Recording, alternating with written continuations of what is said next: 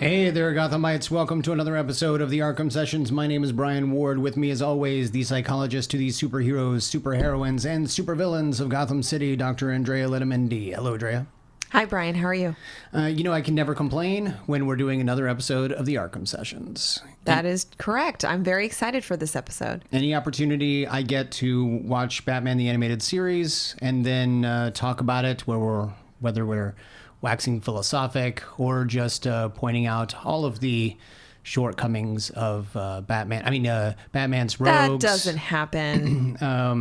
It's funny. Over the last couple of weeks, we've been sent a couple of emails and tweets, and one conversation that I was having in particular, I think it was last week on Twitter, got me to thinking that maybe I should clarify my position on Batman a little bit. What do you mean by that? Well, in this Twitter conversation, I was asked if I actually liked Batman, because apparently from week to week, I can come off as someone who is maybe a little Harvey Bullock-ish, maybe someone who is anti-Batman. And I felt I would take this opportunity to clarify my position ever so slightly. For the record. For starters, let me just say, and I've said it in the past, that you hate Batman?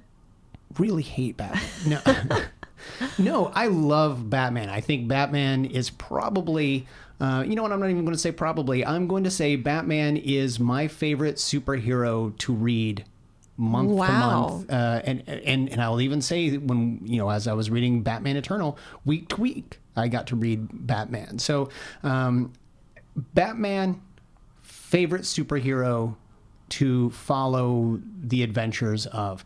However, I do think that when you're looking at Bruce Wayne / Bruce / Batman as a real person, if you're taking real Gotham City into account, if you're looking at the context of what it is like to be in that universe, Batman has probably made a lot of fatal flaws as a vigilante. Well, and as we've said before, you can be passionate about a character. You can absolutely love a character and still be able to deconstruct that character and find flaws in them. In fact, I think that's what kind of makes us love them more, right? Yeah. They make mistakes, they make errors, as you said.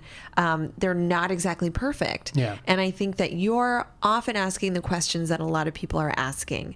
And as we go through the various stories and plots that we're analyzing, essentially, we are talking about his behavior and his decision making. And I think that your perspective is important because it's that kind of like realistic, critical, everyman perspective. Yeah. For instance, as we've mentioned with the mechanic and so forth, if I were going to position myself in Gotham City as this mythical boogeyman character, I would not give myself visible machinery to drive around Gotham City. And I would not give myself a Batmobile because that somehow makes me human. It makes me someone who's sitting behind the wheel of a car. And that, I think, can keep from doing the thing that you set out to do, which is to strike this almost supernatural fear in the criminal element. As long as the criminals know you're a human being, it makes things more difficult. I would never give myself a bat signal because it suggests that I am not everywhere at once. If you want to be the boogeyman, every criminal in every alleyway needs to think that at some point in time you could be looking at them. And they should be terrified. The moment they see that you can be beckoned by Commissioner Gordon or someone at the GCPD, again, it humanizes you. It means, oh, he's just a man. Yeah. And I think that completely negates everything that you're going for when you set out this mission to strike fear in the hearts of the cowardly criminal lot. Right. Superstitious, and cowardly. I know that you can say that and still acknowledge that the bat signal and the Batmobile are a huge, they're important components of iconic. the Batman mythos, right? Absolutely. So you're not saying that those should not be in the animated series. I think what you're saying is when you look at this particular perspective, this part of his mission really to be striking fear, in the villains of Gotham City, Yeah. that's not working for him so much. Yeah. And I think that you can kind of tease apart and even criticize certain components of his character, and at the same time, not completely take him down. And you wouldn't be sitting here in front of me or elsewhere as we record this and do what you do without loving this character and being really committed to being a fan of this character. So I think I always know that you're coming from that perspective of just really trying to deconstruct each element and pointing out that this particular side of his personality isn't fitting with his original mission. Correct. I think that there is looking at a fictional world as if it were real, which is what I try to do, and what we try to do when you're giving real psychological analysis to these characters.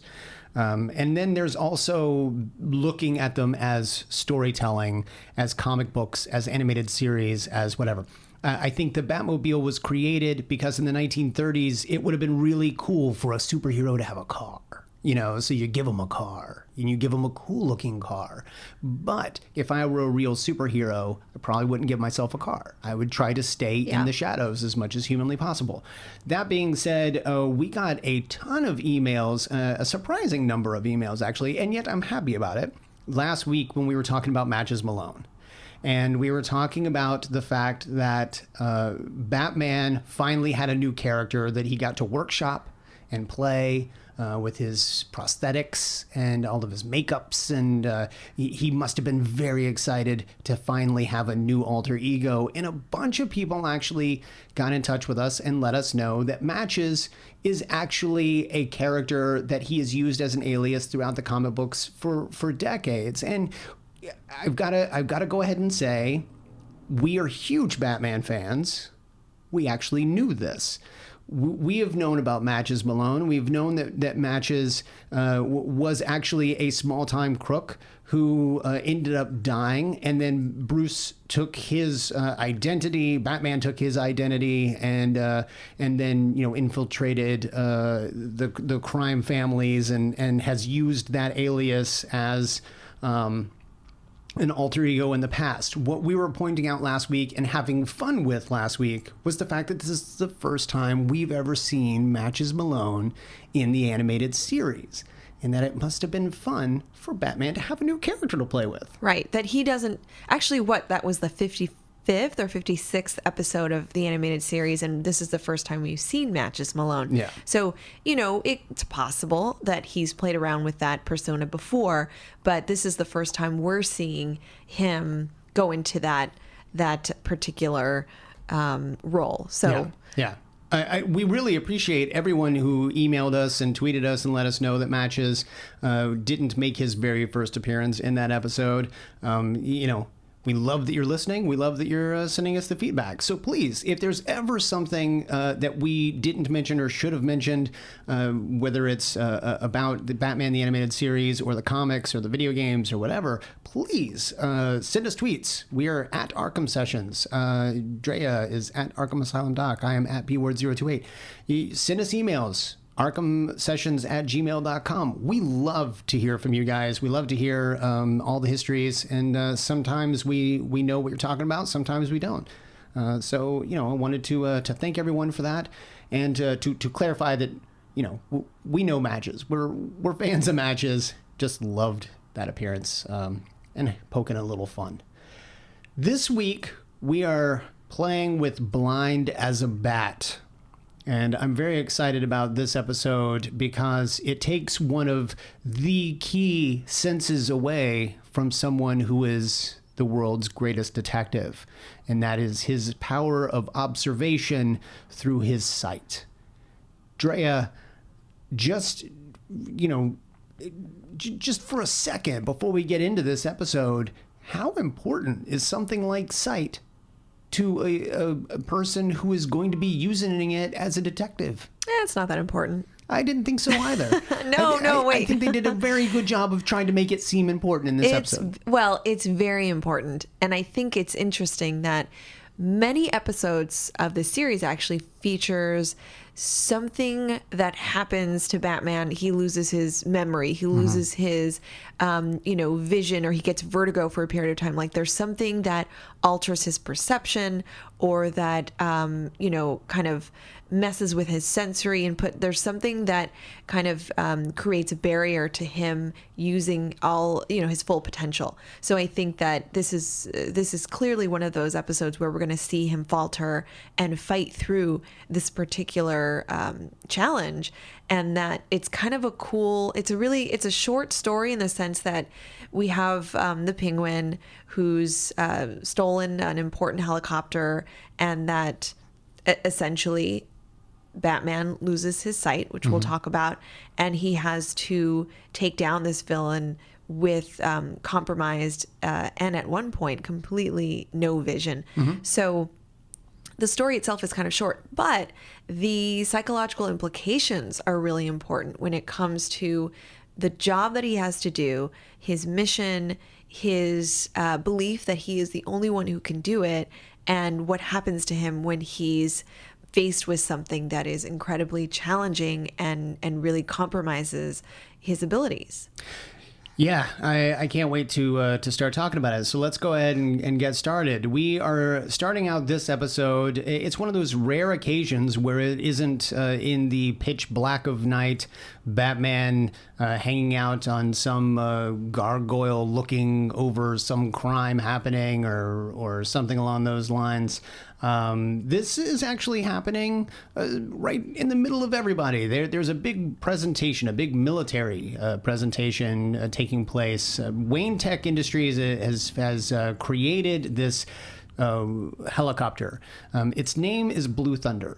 No, I'm just, What? I'm just kidding. It's called the Raven X111. Drea, I don't know if you were familiar with Blue Thunder, but No, I am not. This the Raven is pretty much an ode to Blue Thunder of the 80s. A helicopter that can run silent. It was a police helicopter, can run silent, has all this amazing spy technology, the ability to see through walls and hear through walls, and it has guns on it. In this particular case, the Raven X111 has the ability to go completely silent. It has a cloaking device. Sonar, radar can't detect you. You are virtually invisible to technology.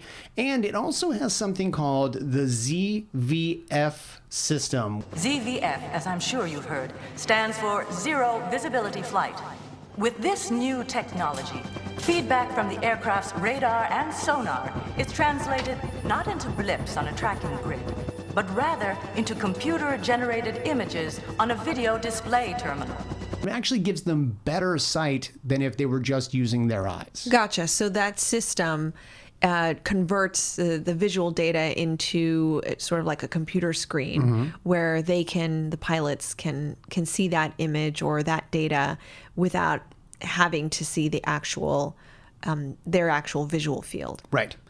Right, and it, as you would expect, it looks very cool. It's very red, lots of silhouette-y images. It's very detailed, but not too detailed. It's showing us shapes of people and shapes of objects, and it looks very cool, very computerized. Not quite on the level of the Riddler in the episode where we went into a virtual reality world and everything was very detailed, just tinted red.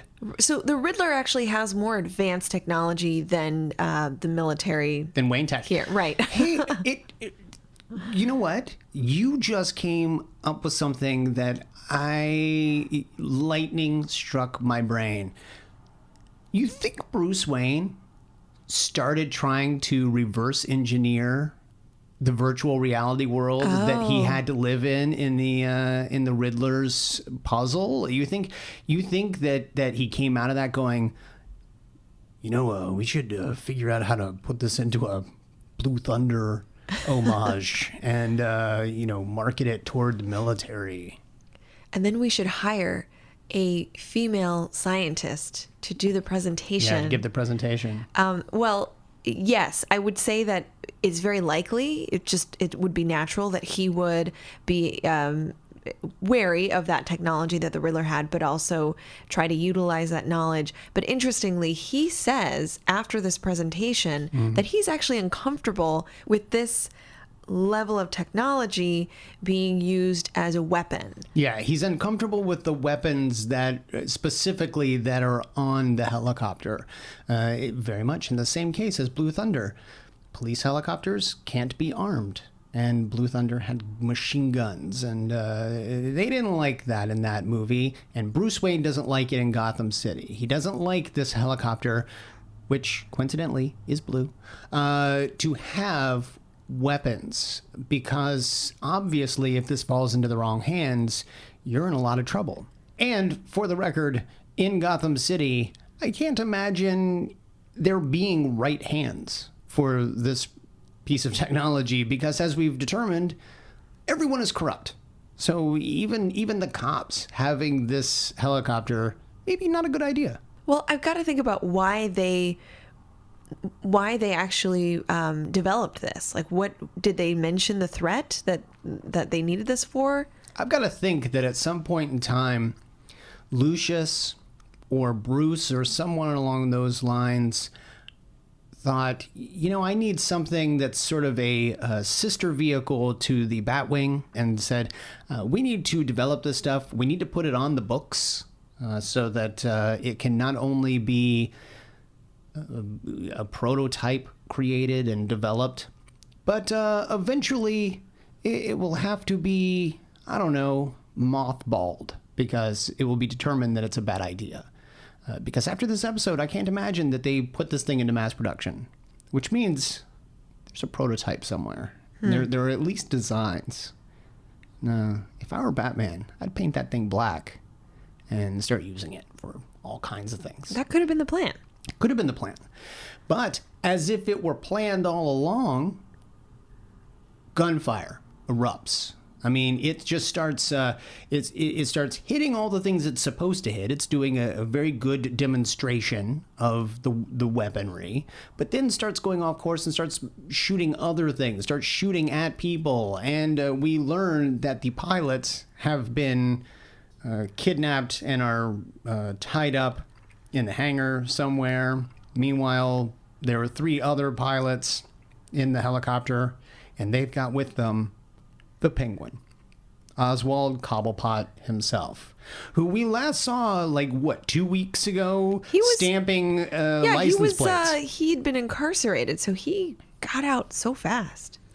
Either his crime really wasn't worth a lot of time in prison, or maybe he was just in jail waiting for his trial and he got off. You wouldn't normally give someone a job of polishing license plates if you were waiting for your trial. But either way, Penguin back on the streets. Or in this case, he's in the air. The most dangerous bird in the sky is the penguin. We see something here that we don't normally see. A female scientist? A female scientist. Well, you need a female scientist in this scene because she's there for Bruce to save. Oh, right. When you're writing an animated series, Bruce has got to save her. So, and he does. But in doing so, he is injured. There's an explosion next to him, and he is picked up by Alfred. Now, what is fascinating to me is Alfred doesn't also throw the scientist into the car. Alfred is saying, we've got to take you to the hospital. And Bruce is saying, no, absolutely not. No WayneTech doctors. I absolutely don't want them to see me. They leave her. Apparently she's okay. Bruce, not okay. He gets into his car and he says, why don't you want any WayneTech doctors to see you? And Bruce says, because I don't want anyone to find out that I can't see. Dun, dun, dun. Drea, you mentioned it a little bit at the top of the episode. But what does it mean for someone like Bruce, who has got this singular mission in life, to suddenly be blind? Well, it's very clear in that scene as he removes his hands from his face that he's terrified. He's realizing that he can't see. And I don't know if this has ever happened to you where momentarily you've lost vision. It can happen with head trauma. It can happen with sometimes when even if you get up too fast, right? This one time I saved this female scientist, and there was an explosion that happened right next to me. In fact, it's happened to me like 2 or 3 times, and each time I have lost my vision. I got to tell you, it's terrifying. It's terrifying. For most of us, it's like a millisecond, right? If we aren't able to see, but it is terrifying. And for people who have lost vision for longer than just a few seconds, right, it's a life-altering experience. It is a trauma. It's a traumatic experience. So in that moment when he's in the back seat of the car and is just sort of coming down from the adrenaline of, all the explosions and all these lives being in danger, he's realizing that he's lost an important one of the most important senses. So there's that personal aspect, and then you're mentioning the professional aspect. How is he going to be Batman if he's blind? Yeah, it's the one thing that seems to mean anything to him is his mission as Batman, and you're now taking away the one thing that he needs to do most of his detective work, whether it's jumping over things in an acrobatic manner or fighting off people or doing whatever. That's fine. All of that, whatever.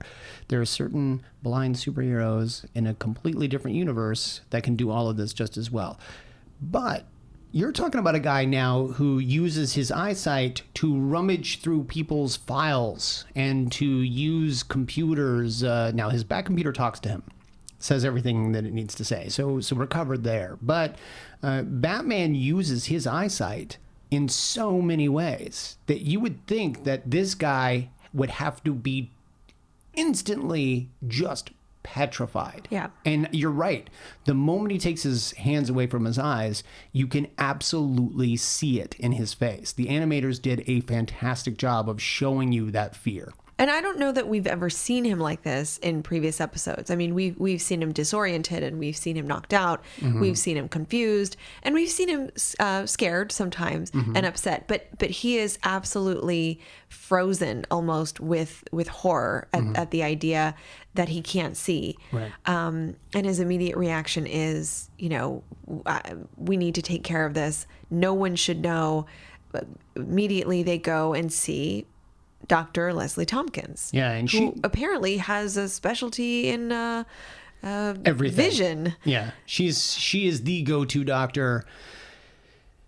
In the same way that we imagine what it must be like for Bruce and Alfred to be hanging out in the Batcave and learning new things and doing new things and trying out new pieces of equipment or makeup or whatever, I find myself wondering if Leslie Tompkins is constantly going to seminars and becoming qualified and certified in various forms of doctory type stuff, because you never know when you might need to set a broken leg or perform some sort of brain surgery, which we'll get into in a second. She must have had to do in this episode. But well, just in this, in the last time we saw Leslie, she was having to help with a surgery, and this is not the kind of work we normally see her doing. I wonder how much of being associated with Batman has actually made her qualified for so many other things. Yeah. And part of this also, I had the thought that when he was in training, to become a samurai, to become an escape artist, to all these things that he got his training in, all these different abilities and skills, you'd think he would at least do a weekend seminar and enhancing other senses just in case you lose one.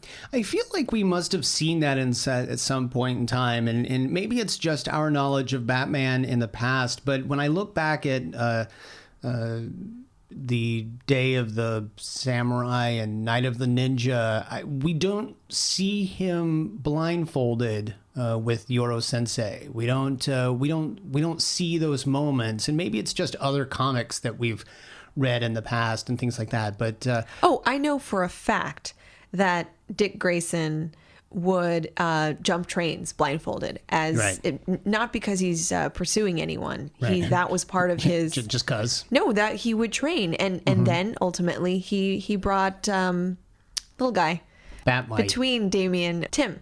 And then eventually he brought Tim along, and Tim and Dick were blindfolded and jumping trains. Yeah. Yeah. And you would think that if Batman is able to teach them how to do that sort of thing, then clearly he must have been taught himself.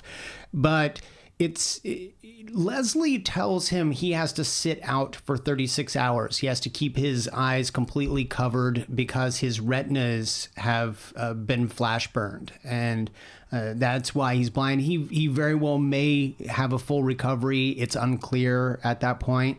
But either way, he needs to sit out for 36 hours. Which means the Batman is off duty too.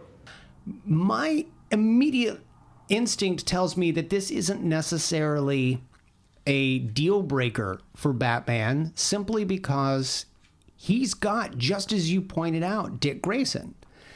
On one hand, Batman, I'm sure, has been trained in how to fight blind. But on the other hand, as we pointed out, he uses his eyesight for so many other things. And yet, throughout this episode, we never once see him call on Dick Grayson.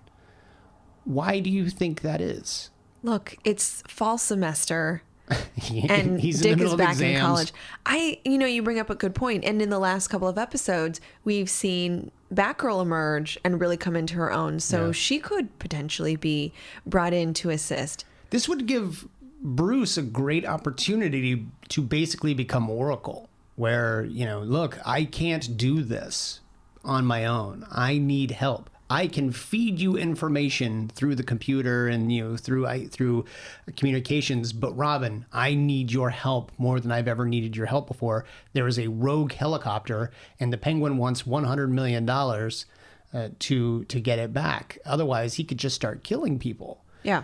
And yet, Batman goes to extreme measures.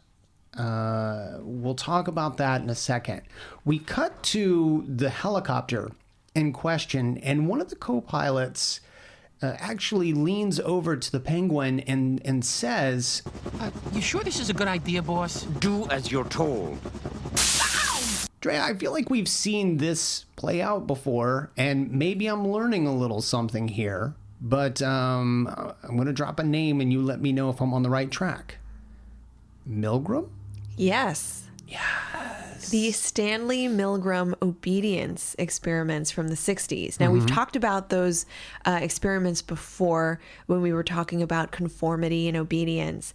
And I think that one applies. I mean, just as a quick recap, those studies, the shock experiment in particular, showed that a sample of average people were willing to shock a stranger in another room just because someone in a white lab coat told them to do it. Right. So what this experiment involved is essentially a pretty elaborate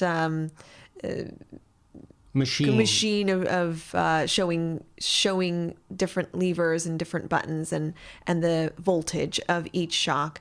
And the instructions were very clear. The authority figure in the lab coat, ostensibly the researcher, was telling the participant that they are to teach the learner in another room, who they did not see, but they could hear, a series of words. And when the learner would get them wrong, the participant would be asked to flip certain buttons and administer a series of shocks. And each wrong answer, the voltage went up.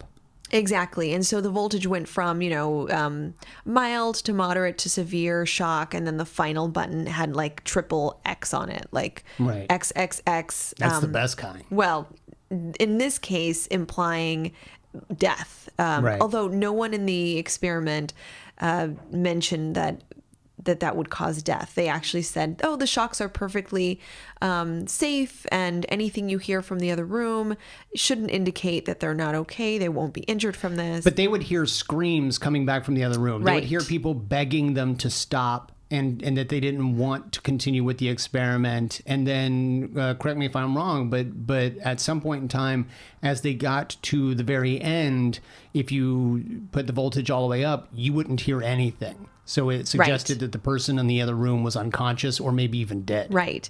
And so those voices coming from the other room, of course, were part of the experiment. They were people that were all in on this experiment.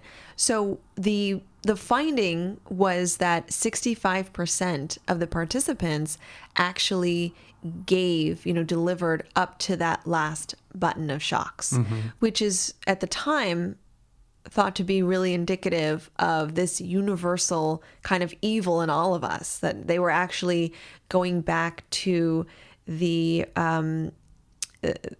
Nazis and how just being told by an authority figure to do something horrific could be enough to get a normal person, someone who otherwise is kind-hearted and doesn't have any tendency toward violence or homicide, to engage in some murderous acts. So you're of course referring to the defense used in the Nuremberg trials, where a number of Nazis simply said, "I was just doing my job. I was just following orders." Exactly. And so an experimenter by the name of Stanley Milgram decided that he wanted to put that to the test with these controlled experiments.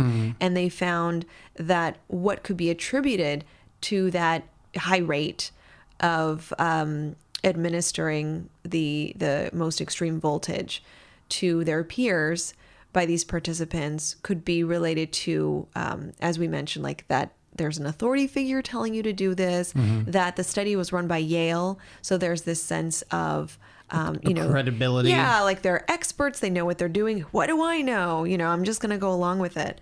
And finally that there's this physical presence of someone there, so that this is someone looking you in the face and telling you to do something, so that level of obedience, that level of responsibility. And there's also the fear of what might happen to you if you don't continue with whatever it is you're being ordered to do. Yeah.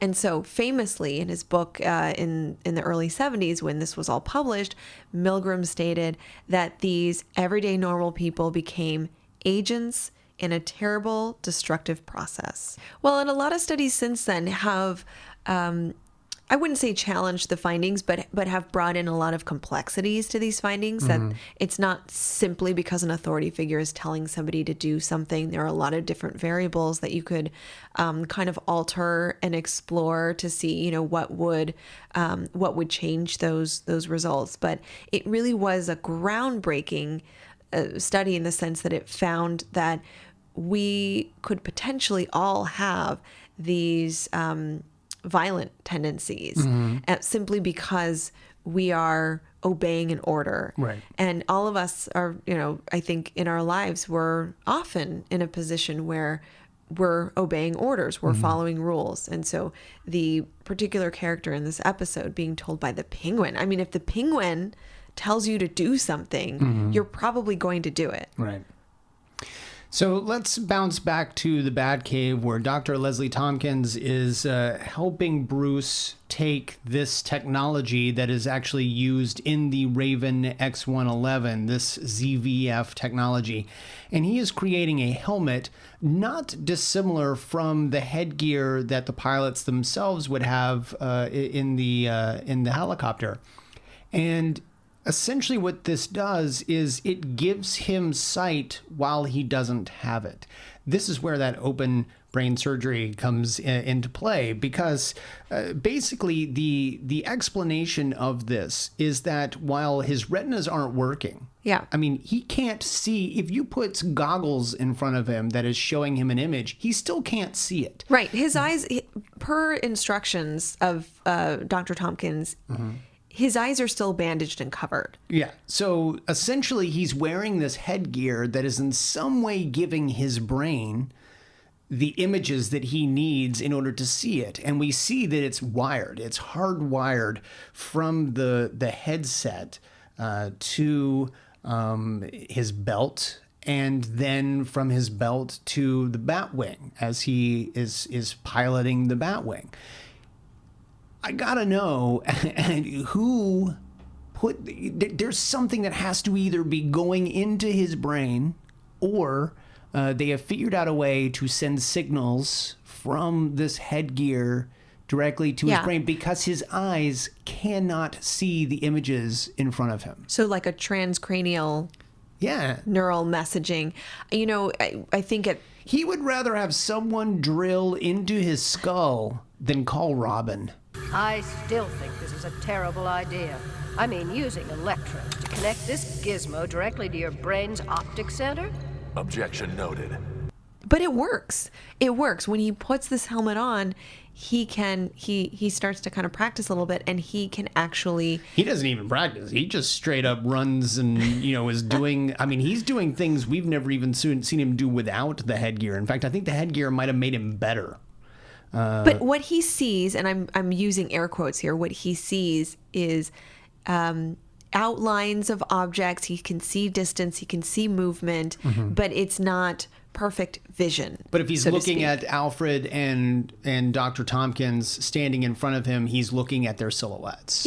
Yeah. So I think we have to suspend a little bit of belief here, in the sense that we don't know what operation or what this contraption consists of, because they didn't show us that. All I know is they've got a medical doctor on hand to help him with a piece of technology. So where Alfred probably could have helped him, or you could have gotten his mechanic to come in, or you could have gotten someone like Lucius Fox to come in and help rebuild this equipment that is already in their helicopter. Yeah. He brought in a medical doctor to build this thing. I'm more hung up on the, I guess, the rationale or the science behind the mechanism here, like how he's actually able to see, because his eyes are closed. He's got these bandages on.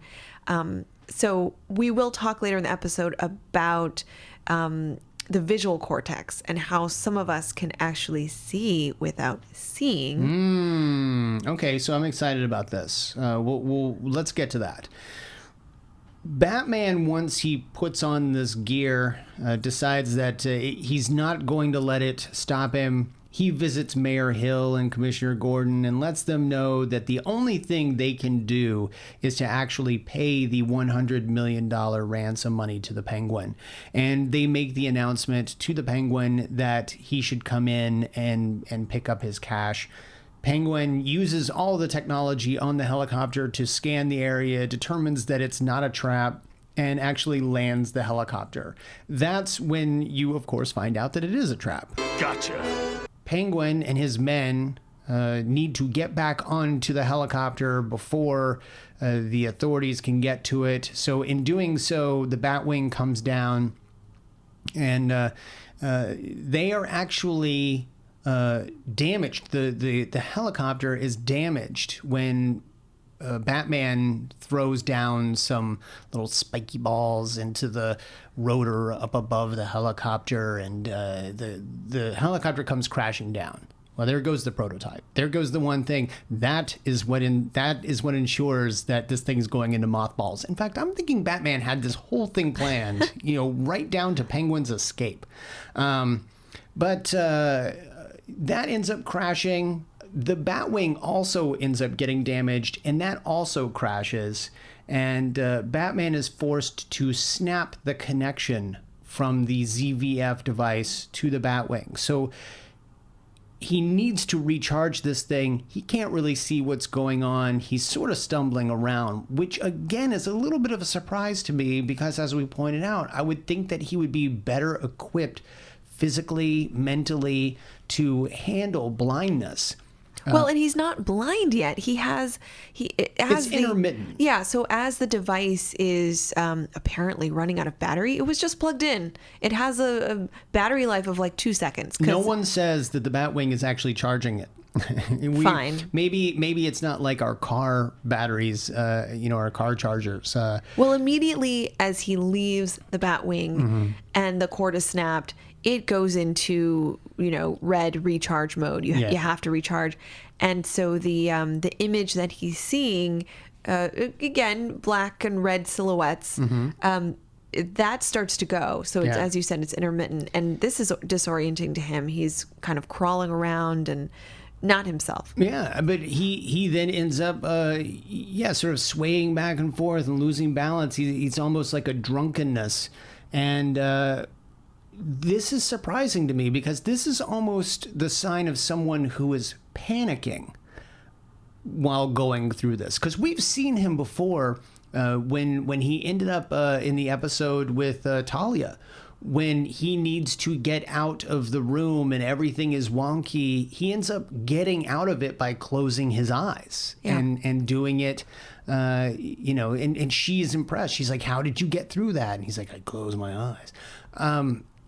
And yet he can't even get out of harm's way the moment he actually loses his vision. Well, I like what you said, that he's panicking. So maybe he's terrified that he's terrified with the knowledge that he's going to be completely blind as soon as this battery runs out. And so he's looking for an escape.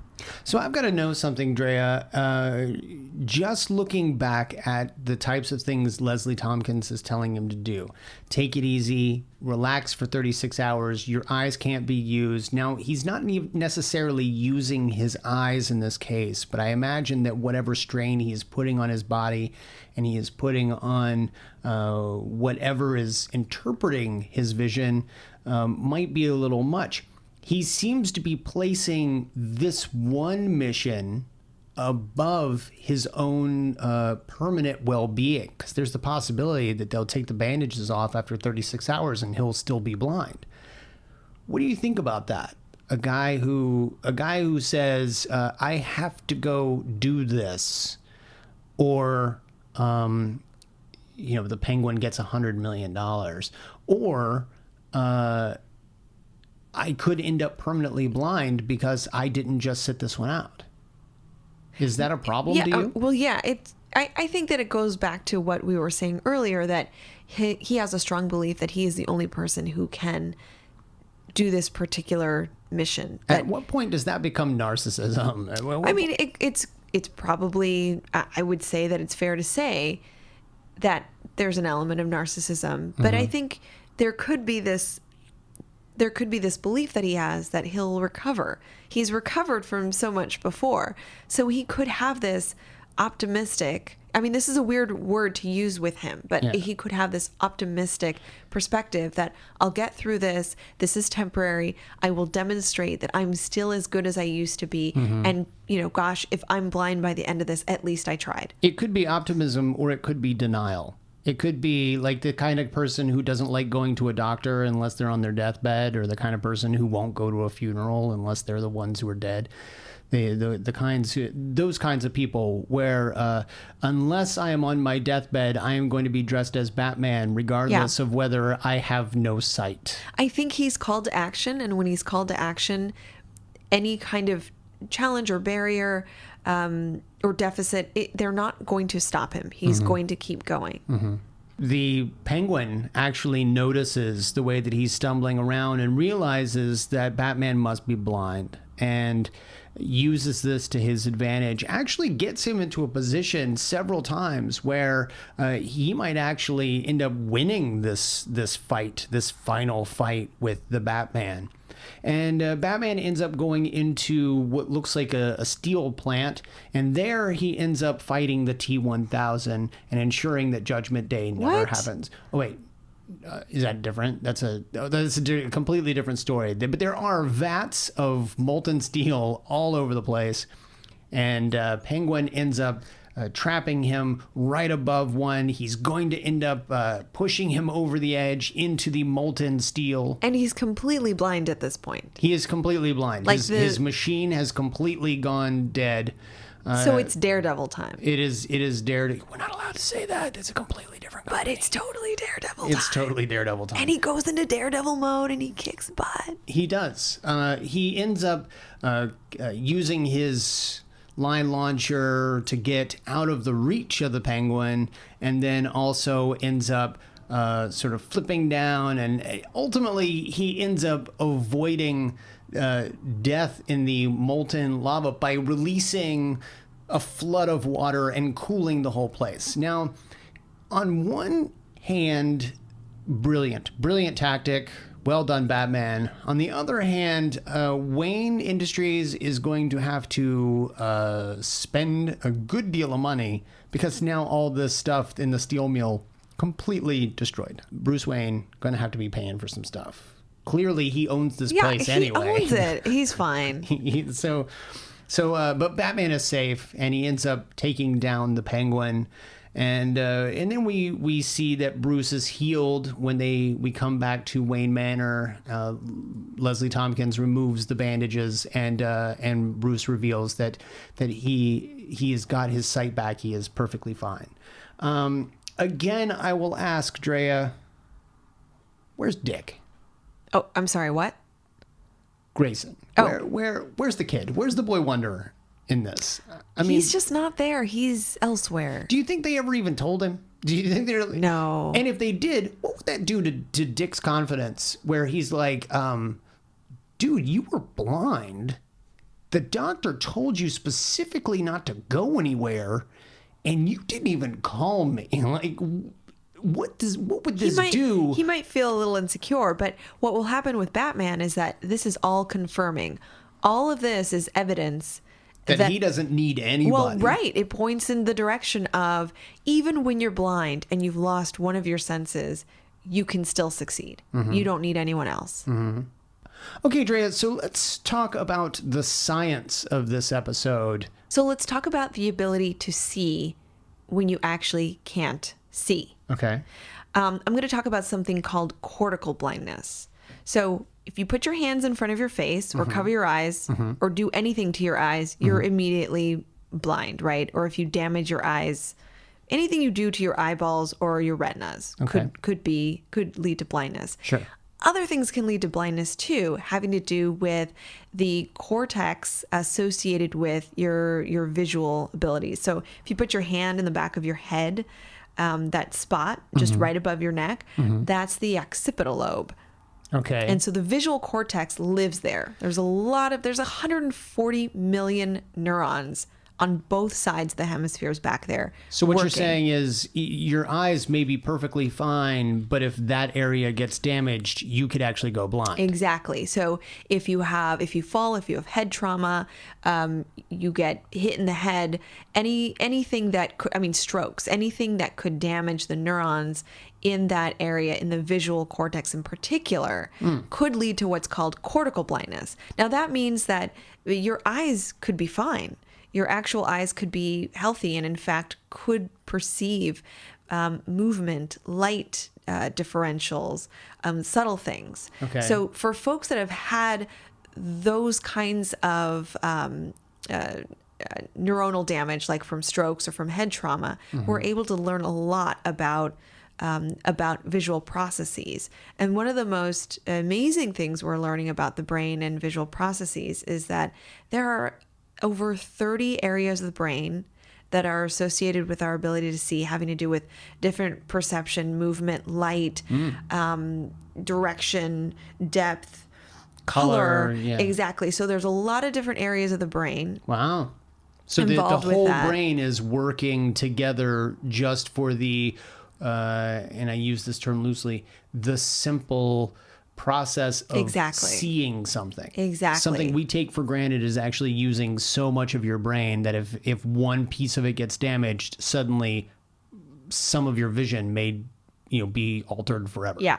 So there are a couple of really cool cases that are elucidating these wonderful abilities and unfortunate deficits. So the one case that immediately came to mind for me was, we'll call him John. The case is called John. Okay. He was actually a pilot in the Air Force. So I was thinking about this episode in particular. And researchers and doctors in England discovered that after a series of strokes, he had a certain kind of blindness. Mm-hmm. He could see around him, but he couldn't name objects in front of him. So if his wife or someone familiar were standing right in front of him, he would be able to say, like, well, I see something in front of me. There's a figure. There's an object in front of me. But when they would ask, well, who is that? Can you name that person? He wouldn't be able to name that person. Similarly, if there were objects in front of him, they tried all sorts of things, umbrellas, bats, different things that they would put in front of him. He would be able to say, well, there's something there. I can see an object, but I cannot name the object. So similar to the way Batman sees something in front of him, he can see Alfred in front of him, but he actually has no idea, outside of the fact that he simply knows it's Alfred. We don't know who that person is. Right. So there's another interesting case by the name of Mr. J. Mm-hmm. I'm liking it already. Not the Mr. J we're familiar with, who also had a series of strokes that led to a certain kind of blindness. And what's interesting is that he too said that he wasn't really able to see, but he developed something called blindsight. Okay. So let's talk about what blindsight is. Blindsight is what happens when someone who, again, has that cortical blindness, they've had a stroke or head trauma or something that damages their visual cortex, and they're blind. They can't see in front of them. They can't name things. They're essentially reporting that they're blind, but they have an ability to sense movement, or they can sense shapes or edges. Like they're able to perceive something in their visual field that ostensibly they should be able to see, but they don't see. Okay.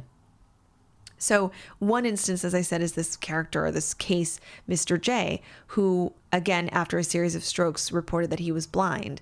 But as his doctors were realizing, he was actually able to perceive certain objects in his visual field.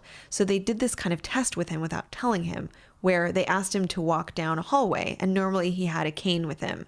And he was told, don't use your cane, just try to walk through this hallway, and just using your best senses, walk and try not to run anything. And he was able to walk through this hallway and move out of the way of various objects, boxes, things that were placed in the middle of his way, even to the point where he was squeezing between two objects to get through, clearly knowing that just from his senses that those things were there. So he physically couldn't see them. I mean, that's confirmed. He actually could not see them, but somehow he knew they were there.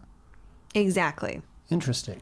And so there were other things like different orientations. So similarly, the doctor would hold a cane in front of him, either, sideways or I guess horizontally or vertically. Mm-hmm. And the patient, again, who said that he could not see, would be able to hold his hand out and grab it and grab in the right direction. But his reports were, I actually don't see anything in front of me. So it tells us that even though he can't physically see these objects, his brain is processing some kind of data, right? In terms of orientation, in terms of direction, in terms of movement, in terms of distance. So this is reserved just for people who have had those clusters of nerves and neurons and whatever damaged in the back of their heads. This is someone whose eyes are potentially receiving information and transmitting the information, but that information is not going to the proper places in the proper ways. Is that the answer for this? Is that why a blind person whose retinas are damaged may not be able to do the exact same thing, but someone whose retinas are perfectly fine, but the back of the head has been damaged? Yeah, that's a really good question. So when these kinds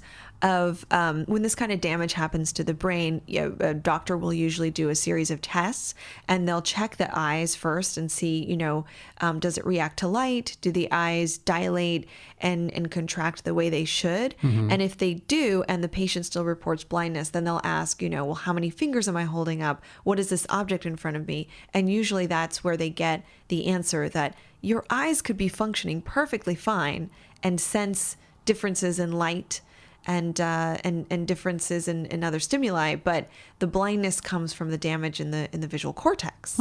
So that answered a lot of questions around visual processing and the fact that there are multiple parallel processes happening in the brain, and that these processes are independent of each other. So your ability to understand color, your ability to understand movement, your ability to understand edges, your ability to understand different things are happening in parallel, independent processes. And in different ways, those processes could be altered or damaged, thereby creating these different types of blindness or different types of deficits. Okay. So that's really interesting. I will call Bruce out on this, though. Bruce didn't have any damage done that we know of to the back of his head. Leslie specifically says that his retinas were damaged. Yeah. So presumably he would not have this ability. So talk about that. So you're right. So ostensibly he had damage to his actual eyes or his retinas. That actually means his visual cortex is intact. It's all working. Unfortunately, he can't get the data back there, right? So that kind of explains the machinery that they're... The need to drill into his head. Right.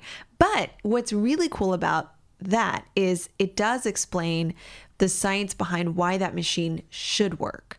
So it's kind of like what's happening. I know I'm not supposed to name that other character, but let's think about someone who has been blind since childhood and who is able to ramp up other senses in order to be a superhero, right? So I won't name other characters, but... You can go ahead and name it. So Daredevil is well known for his ability to utilize other senses, right? Touch, smell, hearing, and that those senses almost like overcompensate to make up for the lack of vision, right? Right.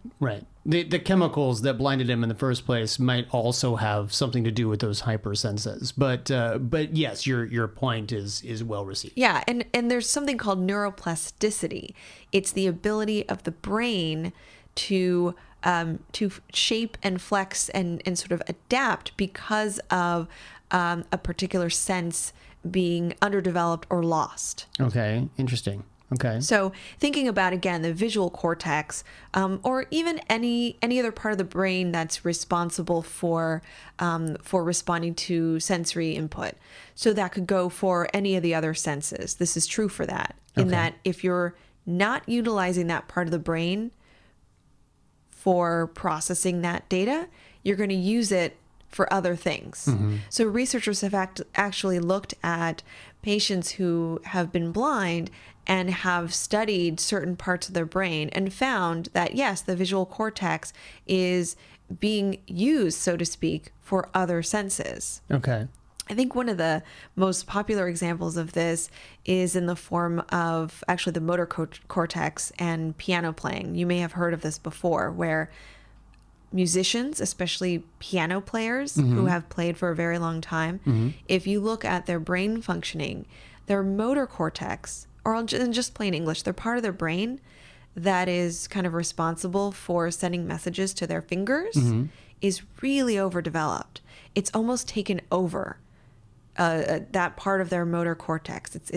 It's those neurons are flourishing and are just enveloped and growing all over and look very different than someone like me who can't play the piano at all. Oh. So does that mean if you were to try to pick up the piano and you devoted the next 30 years to learning the piano, your brain would sort of transform as well? Or? Great question. That critical period of neuroplasticity usually is the best by, I would say, 7, 8, 9. By 10 years old, your brain's ability to adapt lowers, but it's still able to adapt. So as adults, your brain can adapt to new experiences and new skills. It's really interesting that you say that, because I just watched a video on YouTube this past week, and it was all about an engineer who created this bicycle. And the bicycle actually worked in an opposite way from the rest of bicycles. Like they had worked out this bike where if you turned the handlebars to the left, the front tire actually went to the right. So it does the opposite of what you wanted to do. It does the opposite of what you want, and no matter how much you knew that was the case, you still could not ride this bike without, first going weeks of 5 minutes at a time each day, just trying to teach your brain to ride this bike. And the guy who goes around and takes his bike with him from place to place to place, no one can ride it. He taught himself how to do it, but he taught his kid, who was only 6-ish, how the kid picked up how to ride that bike extremely quickly. And that sort of proved exactly what you just said, that as a kid, that neuroplasticity is so much greater, and that kid was able to pick up the mechanics of this bike and how his body would need to react to it so much quicker than an adult would. It was pretty interesting. That's a great example, and also explains why some folks who have been deaf for a very long time, for most of their life, and then are able to hear through a hearing device have a difficult time adapting. Could be because parts of their brain, like their visual cortex and other important areas that process sensory information, are used to that overcompensation that they've done throughout their lives. So suddenly being able to hear is a whole new experience for their brain, and they have not laid down the neural relationships yet to really process it. So it can be almost alarming to have that experience of hearing. Gotcha. So Batman, for instance, in this episode has lost sight. How old would you say Batman is? He's by this age, I don't know, maybe 30 something. He's an adult, so he's not grown up being blind. His brain hasn't adapted to this particular, lack of input. Yeah. So for him, we'd wonder if he's able to utilize his other senses. And researchers have actually shown that yes, a short period of time of losing a particular sense could lead to other senses being heightened. There was a study where researchers blindfolded people for about 90 minutes and asked them to listen to certain tones, and they would alter the tones just ever so slightly. And the people that were blindfolded for 90 minutes were able to detect those slight differences in tones versus people who are not blindfolded.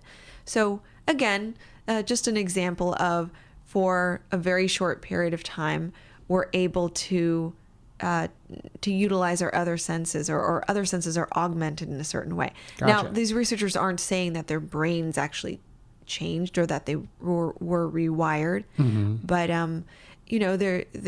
they stress that it's not very different than going to a concert and closing your eyes and kind of shutting down that data, that sensory input, in order to really fully experience the other senses. Gotcha. Oh, very cool. Very cool. So let's get to a couple of emails that we've gotten from fans regarding this episode. Leah, who always has some fantastic insights into these episodes, sent us a pretty great email this week, which is all about, it sort of goes back to the events of Birds of a Feather, and talks about the fact that we saw Oswald try to go straight. No one let him. He ended up becoming a criminal again by the end of that episode. And something that she says here kind of strikes a chord with me. She says, in this case, it is a combination of kidnapping of military personnel, the flight crew, theft of military property, assault, and extortion. Dr. Letamendi, can someone like Ozzy really go on such a downhill spiral after a heartache? Now, think about the fact that at the end of that episode, he then decides to go back to crime, and since then, we've seen him go deeper and deeper into this sort of physically menacing crime spiral. And in fact, before you answer that, another email, this one from Holy Bat Pastor, actually, I think relates a little bit to this. It connects to this email in that he asks if the if the case here really is that Oswald is going after two people, one, Bruce Wayne, because of his treatment of Oswald in Birds of a Feather. Remember, Bruce was not keen on Oswald and was actually at that party. Right. And Batman for his treatment of Oswald over the course of the years. Like, when you actually think about this plot, Oswald Cobblepot can't really get anything. And he's asking for $100 million, but really what he seems to be doing is aiming this vengeance toward Bruce Wayne and WayneTech Industries by stealing their helicopter, right, and Batman because he knows Batman must be, coming after him. He seems to be sort of going after those two guys, not knowing they're the same person. And Leah asks, is all of this A, because of that, and B, is it possible for someone to actually go down this steep a spiral? Well, yeah, I absolutely think that it's possible for someone to keep spiraling. And in the sense, I mean, I don't usually use the word spiral because it sort of implies that there's this, I don't know, direction, that there's this intent and this direction. But yes, he has increasingly been engaging in more crimes and more dangerous, violent crimes, and certainly destruction of property. And I think that from, if we look back to the initial event that caused him to lose faith in really in morality and in right and wrong and in fairness, he is, again, as we talked about before, learning from those experiences and learning that his best approach in order to keep himself safe, in order to get what he wants, is to be be a bully, be powerful, be against others. So he's making a decision to be antisocial. He's making a decision to engage in crime because those are the only things that are going to get him what he wants. Although we've seen him fail, like in this episode, he failed to get what he wanted. And in previous episodes, he's ended up incarcerated. But he's yet to have that experience that if I do good or engage in relationships in pro-social ways, I will be treated fairly and I will be treated kindly. He hasn't had those experiences. Right. Let's talk about next week. Next week's episode is going to be a good one as well. This one is going to be The Demon's Quest, which is a favorite of a lot of people. We've gotten a number of tweets that are people who can't wait for us to discuss The Demon's Quest, and you will find out why next week. Until then, Drea, where can folks find you online? I'm on Twitter at Arkham Asylum Doc. And then you can also find us both. We are at Twitter at Arkham Sessions. I am at bward028. And you can email us. We are arkhamsessions@gmail.com. As always, I highly recommend you guys go and follow our new network, Fanboy Comics. You can find them over at fanboycomics.net. You can also find them on Twitter. They are at Fanboy Comics, comics with an X. Drea, I know we're a little ways away, but I want to go ahead and start putting it into the minds of folks who are going to San Diego Comic-Con that they will be able to find us. We will be hanging out at the Fanboy Comics booth. You should go to fanboycomics.net to find out when and where as those details become available. And then, of course, you and I will both have panels that over the next few weeks we will be throwing out to the public. So come follow us and be sure to listen as we talk about it on future episodes. Until next week, I'm Brian Ward. I'm Dr. Andrea Letamendi. And we are the Arkham Sessions.